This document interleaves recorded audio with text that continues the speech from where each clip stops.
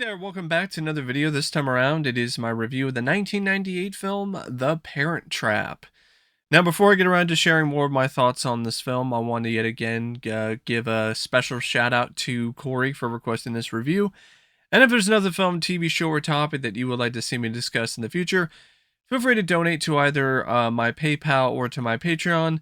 The link to both is in the video description down below, and I will try to get to your request as soon as I possibly can. Now, The Parent Trap is one of those films that is a remake. It's a remake of the original starring Haley Mills, which I believe came out in the 60s. And this one came out in the late 90s. And it did well when it came out in theaters, at least financially. Critically, it got mixed reviews. But it seems like it's a film that a lot of people grew up with, either from rentals or from reruns or airings on the Disney Channel or other places. And it's well known as the movie that kickstarted the career of Lindsay Lohan. And it's one of those films I never got into when I was a kid. Like, whenever it was on Disney Channel, I remember, like, changing the channel. Like, it wasn't that kind it wasn't my kind of film, you know. It wasn't really something that I was really that into. And after finally seeing the film all the way through, you know what, I didn't mind this. It's not one of my personal favorites. It's not something that I want to rush to pay some scalper on eBay some crazy high price for The Parent Trap on Blu-ray, since it's a Disney Club exclusive. But it's a film that, you know, it's got its heart in the right place and definitely does have some things going for it. And I would say it's one of the better Disney live action films from this period of Disney, for sure. Like the late 90s and early 2000s for live action theatrical Disney films, not a good time. It's directed by Nancy Meyers, and this was her directorial debut. Before this, she was more known for her writing. She wrote Private Benjamin, Protocol, Jumping Jack Flash, and her direction here, for a first-time director, it's fine. I think it's serviceable. I think it's decent enough. Uh, but it does have this sitcom look and feel to it at times. There are some nice looking shots throughout the film of the UK and like the city and also the countryside and the Napa Valley. But there's also a lot of other shots in the movie that really do look like something from a TV movie. I think part of that might be due to the inexperience when it comes to Nancy Meyers behind the camera, or maybe it's just due to other limitations of the film. But yeah, there are times where the movie really does look like something that you would see on the Disney Channel, which is kind of fitting for the Parent Trap franchise, because apparently this is like the fifth Parent Trap film, because there were three sequels to the original. Not just one, three in the 80s. They were all TV movies, but there were three of them. And I think the fourth one was a two-part special. And it's kind of fitting that it kind of has those vibes, considering that for the most part, the majority of the franchise is a television quality series. But yeah, the direction is not bad. It's just not what I would consider to be that great or that memorable. Like, there are some decent shots in terms of the shot selection and camera movement, and there's some really nice establishing shots in particular at times. Some of the montages are shot well. The way that she shot the two sisters, you know, the scenes involving Lindsay Lohan playing the twin sisters, I will give her credit for that, because she did a good job covering up the fact that it's just Lindsay Lohan playing both roles and made it look relatively seamless. So I will give her credit for that, but It's not a film though that really has like visuals or style that just really stands out. It's written by David Swift, Nancy Meyers, and Charles Shire. And the screenplay, to me, here's my issue with this script: it's too disjointed and it's too fractured. The way that it's structured really affects the pacing of the film.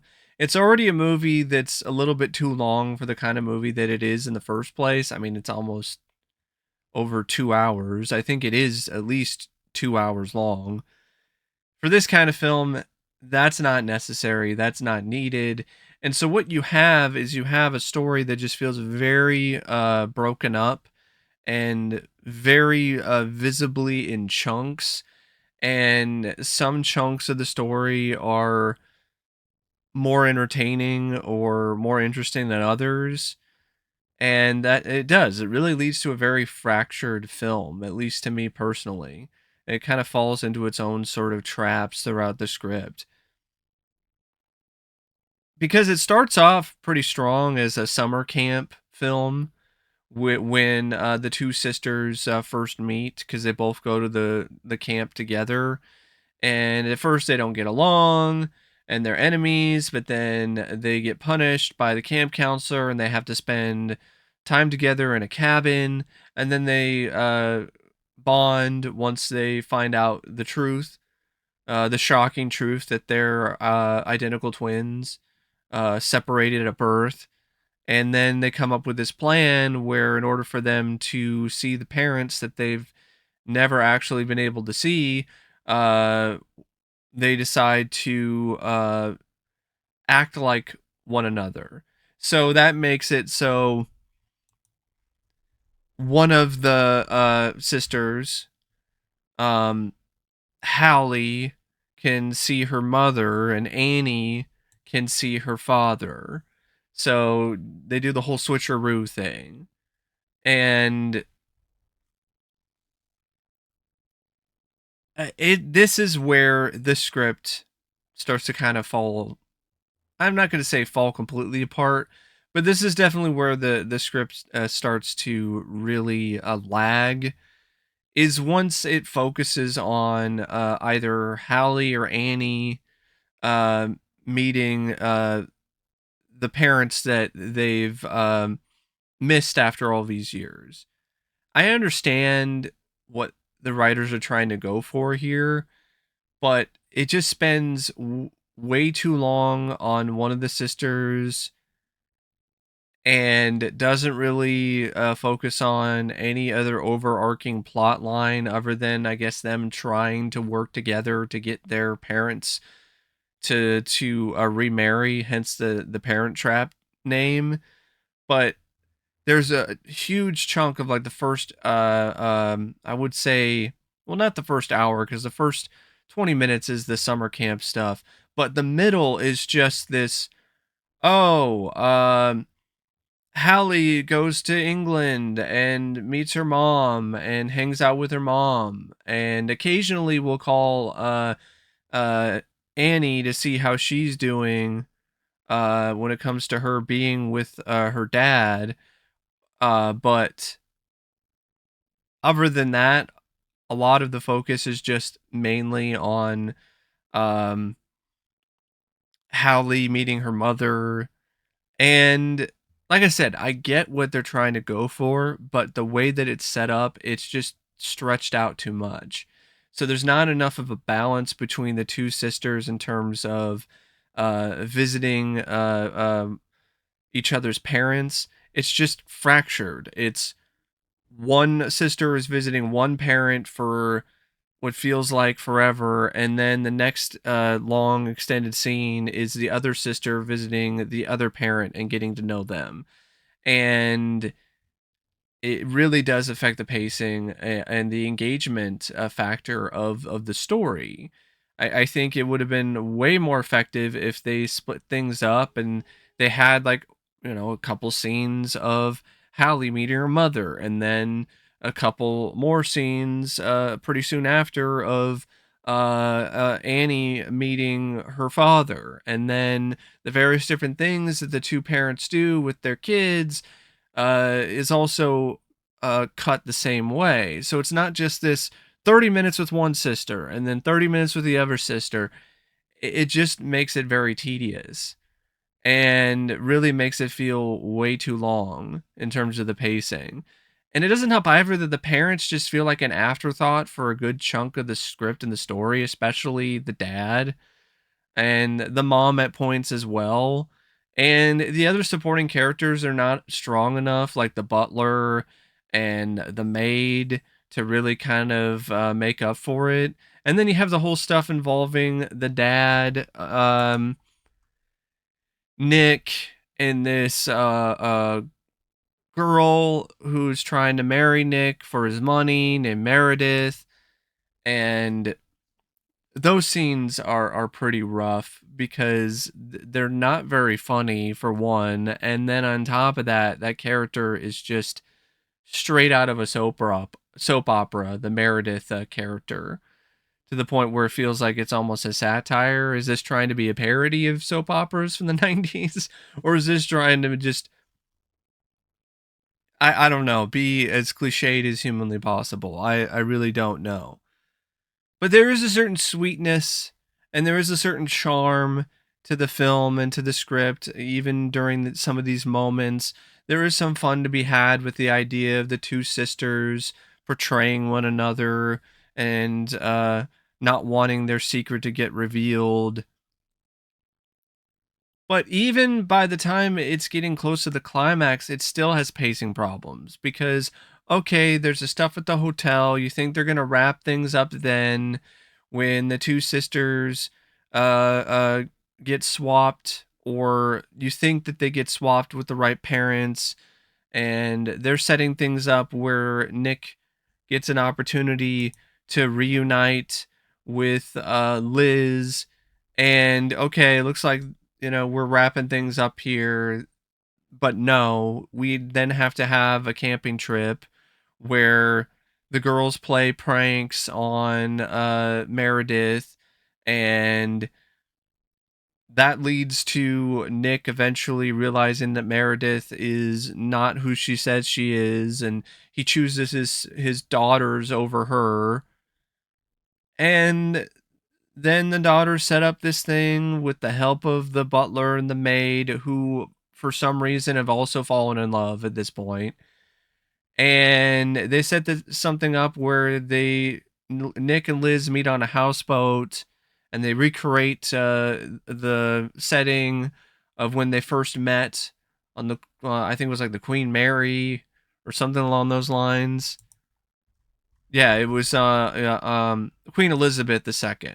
It's not the Queen Mary, because I think the Queen Mary is a ship that was dry docked and wasn't even in operation at that time. But anyway, they set this thing up and it's cute and, oh, okay, all right, but at that point, the story is almost completely run out of steam because of the way that things were structured in terms of the script. Because it's just too fractured in terms of the storytelling. There's just long stretches that just feel like there's an ad break in between. And this is a theatrical film. This wasn't made for a television release. So this wasn't intended to be a Disney Channel original movie or a TV film. So the fact that it's structured like that is kind of off-putting at times.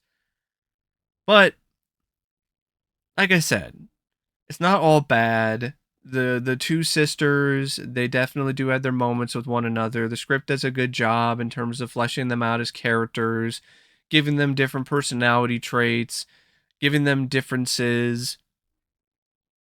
It does a good job in terms of really finding a way to get you to understand their motivation in terms of why they're doing this parent trap in the first place, and why they're so curious about what their parents did when they first met each other, and so on. And there's some effective drama at times, but it's all fairly predictable. Like, you know that Meredith is not gonna marry Nick, and Nick's just gonna get back together with Liz. Like, that's just to be expected. Um, so the stuff with Meredith, it doesn't really ever feel like it's a genuine like threat.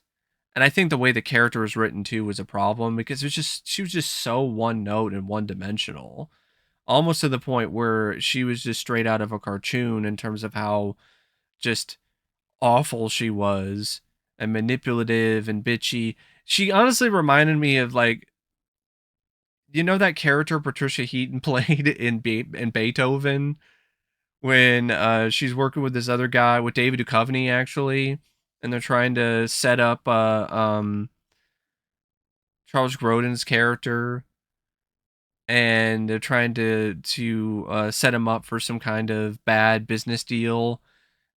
That's the kind of writing that you get with Meredith. Like, you expect her to be a antagonist in a Beethoven sequel. Like, that's I don't think that was the right a fit for this story and for what they were trying to do with it. It just comes across like it's just not necessarily um a good fit. And yeah, like I said, the film did well theatrically, made a lot of money, and critics at the time, some were mixed on it, but some really did like the movie. I will make that clear here. But some of them did point out some of the same issues that I'm mentioning here. In terms of the pacing, in terms of the plot, in terms of the structure and things like that. But for a film that in essence is basically only something that exists for the gimmick of the two sisters being played by one actress, one young actress, and Lindsay Lohan, the script is decent enough to provide a springboard for Lindsay to work with. And I definitely would say the best parts of the film are the parts that deal with Lindsay Lohan playing the two sisters, and when the two really get an opportunity to have some fun and play off of one another, or play off. Uh, it's kind of crazy to say play off one another because she's just playing off herself, but you know what I mean. When you have that opportunity, that's where the script is at its strongest, and honestly, the best. That's why honestly, some of my best uh, picks for the strongest moments of the story are the summer camp scenes that open up the film. Like, I think that's honestly the best part of the film, and I wish that in some ways I kind of wish that it was more of a summer camp movie, and then somehow the parents got involved as well, than what we ultimately got. Because I just don't care about the stuff with Meredith at all. I really don't, because I don't like that character, and I know that's the point, but it just, the way that the character is written is just so painfully one note to me. And it just doesn't come across as authentic. And there's a lot of other moments in this script that feel very authentic and real, in terms of the emotions that the sisters are feeling, and in terms of what happened with Nick and Liz when it pertains to their relationship, and why it fell apart the first time around, and how both Nick and Liz still have feelings for one another, but there were understandable reasons why Liz wasn't willing to commit, and so on and so forth. And then you have Meredith and her whole arc, which is completely out of place. So that's just my personal take on the script and the story. Um, but really, like, the star of the show and the biggest selling point of this movie is Lindsay Lohan, who plays Hallie and Annie, the two twin sisters. You could definitely see, even this early on, that she was a rising star, that she was definitely someone to watch when it comes to any sort of projects going forward because she was just so precocious. She was just so energetic. She was so charismatic. She definitely had a very magnetic personality, and she did a good job playing both sisters. And that's not always the easiest sort of thing to pull off. I will say this though, she does have an accent that at times does appear and disappear. That's one of the one things that I would honestly point out about her performance that isn't on point. It's the fact that her British accent is not very consistent. Other than that, I think she did a really good job, especially for her first major film role, if you really think about it. The rest of the cast is fine too. I mean, I love Dennis Quaid. Dennis Quaid is one of my favorite actors. He's very personable in this. He has his own certain charm that he brings to the film. I just wish that he was in the movie more. It felt like he was barely in the film the way that things were written. But what he had to work with, he did a good job with it, and so did Natasha Richardson as Elizabeth. The two of them had some good chemistry on screen when they were together, and I feel that the scenes that involved the sisters meeting either one of them for the first time would just be so much better if things were edited differently.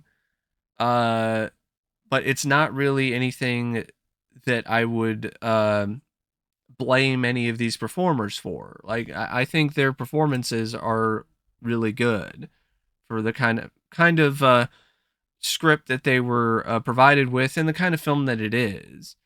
But Elaine Hendrix, I thought she was just pretty bad. I thought she was pretty terrible, to be honest, as Meredith. A lot of overacting. And what's crazy is a lot of the other performances in this are very understated and just very genuine to me. That's another reason why I felt that the character of Meredith just was so fake, is because Dennis Quaid just even keeled, the typical Dennis Quaid performance. The guy just oozes with charm and charisma, and is just he's just somebody that you like. It's just one of those inherent sort of things about Dennis Quaid. Like as soon as he flashes that smile, then you're on his side. And the same thing happens with Natasha Richardson. Like she has that sort of ability as well to really make you warm up to her, and in a way that doesn't feel like she's acting. But Elaine Hendrix, it's histrionics. It's just clear instances of an actress just acting, and it was just distracting at times. And I just felt the film really did not work when it comes to scenes that focused on her because of this. Uh, Lisa Ann Walter as the housekeeper, I liked her. I thought she was fun. And Simon Kunz as Martin was okay. But the rest of the cast is there as well, like Polly Holiday and Maggie Wheeler and Ronnie Stevens. Um, but the main cast is Dennis Quaid and Tasha Richardson and Lindsay Lohan with Elaine Hendrix. And I think you could definitely do worse when it comes to the cast, for sure. And like I said, part of me, I don't know if you had a better actress when it comes to the role of Meredith, I don't really know if you could even have someone else in that role and it still be something that could be pulled off. Like I think it's something that was just inherently flawed from the beginning in terms of the way that the character was written. So I don't think it necessarily matters who was playing that role of Meredith. It's just something that's not going to work. Well, at least not going to work for me personally. And you could have like a really talented comedic actress at the time, or a professional, or somebody who has a lot of experience, and it still probably would have come across very similarly. So it is one of those things for me that I just didn't feel that character worked, and I don't want to be too hard on Elaine Hendrix. for that, because some of the stuff that involves that character, it's not necessarily her fault. It's not all on her. So I wanted to make that clear, because I didn't like her performance. I felt that she was just overdoing it and hamming it up too much. But then again, that's kind of what that role is. Now, the film also features some cinematography by Dean Cundey, of all people. Yes, that Dean Cundey, the guy who worked with John Carpenter for a slew of classic genre films and with other acclaimed filmmakers. This is not the type of cinematography that I would say is right up there with some of his best work, but since it's Dean Cundey, it's still strong for the kind of film that it is. As a kids movie, it's a film for families, and for that kind of entertainment, it's got some good photography in it, especially when it comes to the scenes that focus on the various different spots in England, like the tourist destinations, or the countryside in California. The editing by Stephen A. Rotter, I'm not going to say that it's completely rotten, but I will say that it's a bit spoiled. Like, it's a bit past its expiration date at times, because the montages are fine and have some good energy to them, but there's a lot of other scenes where it's just cut in a way where scenes just drag too much. And I think in part it's due to the script, but also I feel that it's also due to the editing. So I think it's like a combo of decisions that were ill-advised, in my opinion. Um, the music by Alan Silvestri is another thing that I just didn't get. Like, this score, I'm just gonna say it. I thought this score was awful. This score sounded like a sitcom soundtrack from the 80s or the early 90s. Like, this did not sound like something from the late 90s at all. Like, this sounded horribly dated. It didn't match the tone of the film most of the time. It it honestly detracted from a lot of scenes in the movie for me, because it was so distractingly bad. And it's Alan Silvestri. Like, this man is an amazing composer. He's one of my favorite composers. I mean, this is the guy who did the Abyss soundtrack as well as Back to the Future. Like, this is a guy who is one of the best composers that has ever worked in the realm of cinema. And maybe it's because it just wasn't a project he was that passionate about, and he just kind of did it for a paycheck. But yeah, this is a very forgettable and also at times memorably bad score by Alan Silvestri. I'm surprised more people don't mention how bad this score is. Uh, it was shockingly bad to me. Um, Now, the pacing, like I said, it's a little bit too slow. It's 128 minutes. The Parent Trap does not need to be 2 hours. This is not an epic. This is the Parent Trap. There's like 30 minutes at least that easily could have been cut out of the film and would have improved it dramatically. But that being said, I still didn't mind the movie. Like, in a time waster kind of way. But it's definitely not one of my favorites. It's definitely not a film that I'm going to really have a strong desire to watch again anytime soon. But then again, like I said at the start of this video, I'm not necessarily the audience for this film. Like, I think for the intended audience of the movie at the time, and even now for, younger, I would say, preteen to teen girls, I think this would probably be something that they would get a fair amount of enjoyment out of, or kids from around that age in general. But as an adult, like, there's just some stuff that it just doesn't really work that well for me. And I didn't find a lot of the pranks or a lot of the other attempts to be funny that funny. And you're left with the romance, which is fine, especially between Liz and Nick. But then you have the whole soap opera stuff or the Beethoven sequel shenanigans with Meredith, and then just the way that things are paced and structured overall with the script. And it's just kind of a film that doesn't really coalesce together in a complete and whole fashion for me. So it does, it just kind of gets trapped by its inadequacies and its issues in the end. But that's just me. Anyway, I don't really know what else to say about The Parent Trap except I would honestly recommend it if you like Lindsay Lohan and you haven't seen this yet, or if you like these kind of films, these rom coms, or these family movies, or you want to see a film that has a good heart to it, but not necessarily much else. Like you just want to have a movie that kind of makes you feel a little good and warms your heart uh, by the end of it. This is something that could get the job done, especially on a rainy day. If there isn't anything else on, but it's not something that I would give like a high recommendation for. And I definitely wouldn't recommend it if it doesn't interest you at all, because I think you would probably like it even less than I did. But anyway, that's my thoughts on The Parent Trap, and until next time, I'll see you later. See ya.